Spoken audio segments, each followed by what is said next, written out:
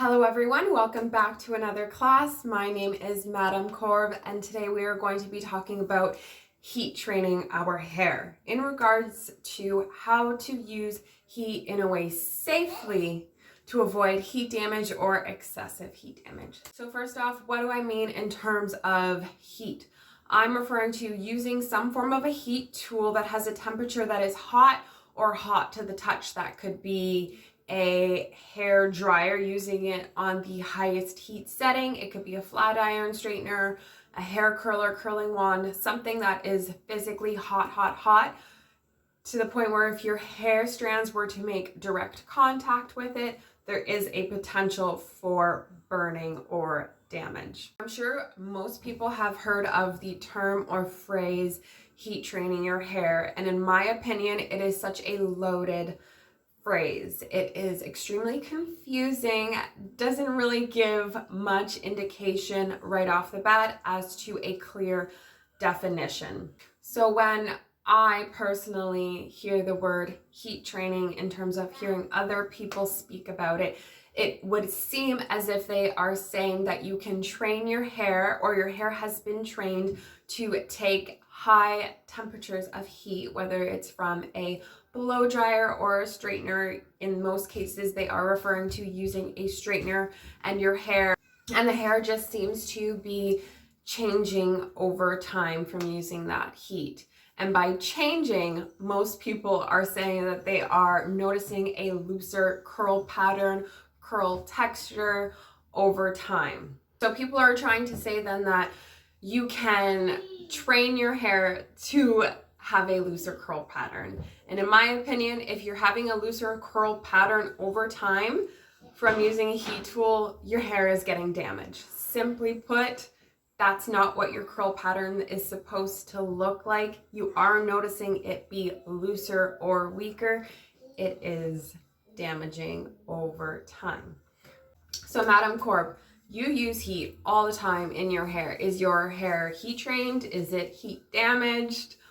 What's the deal? I personally would not say that I have heat trained my hair. That is not the goal in mind. That is not the intention that I have to heat train my hair. However, there is a clear distinction between heat training your hair, which is simply damaging your hair, and training yourself to use heat safely on your hair. Heat training your hair, training yourself. Those are two different things. So my hair loves heat. I love using heat, but my hair is not heat trained. So what I want to encourage people, for those who also love using heat, they love heat styling, for whatever reason from A to Z, you are like me and you like to put a heat on your hair, that is a-okay, no problem. What we should be focusing on is training ourselves, as in acquiring the knowledge and skills over time to use heat safely in our hair. Plain and simple. So many people are afraid to use heat in their hair, worried about heat damage, worried about heat training their hair, which is damaging your hair, and you do not need to be afraid.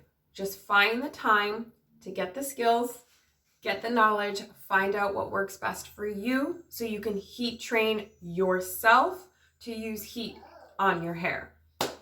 Does that make sense? I hope that makes sense. So I just kind of want to reiterate what the goal of these lessons are, what the goal of these videos are, the meaning of my channel, which is to show you how you can use heat safely and to not be afraid of using heat, because you are going to learn how to use it safely to avoid damaging your hair. Finding ways to maintain whatever curl pattern you have, whatever curl structure you have, help you achieve your goals, whether it's just for length retention, growth, shine, strength, whatever it may be. I just simply want to show that heat is not the enemy.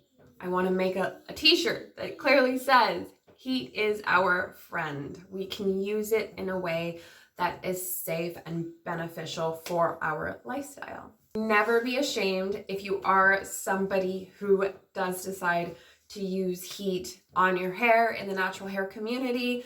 being a curly girl, if you're following the curly girl method, whatever it may be, sometimes there is a lot of pushback towards those who do decide to use heat, whether it is just blow drying their hair to stretch it or straightening their hair to get a straight hairstyle. There is pushback. Do not be ashamed.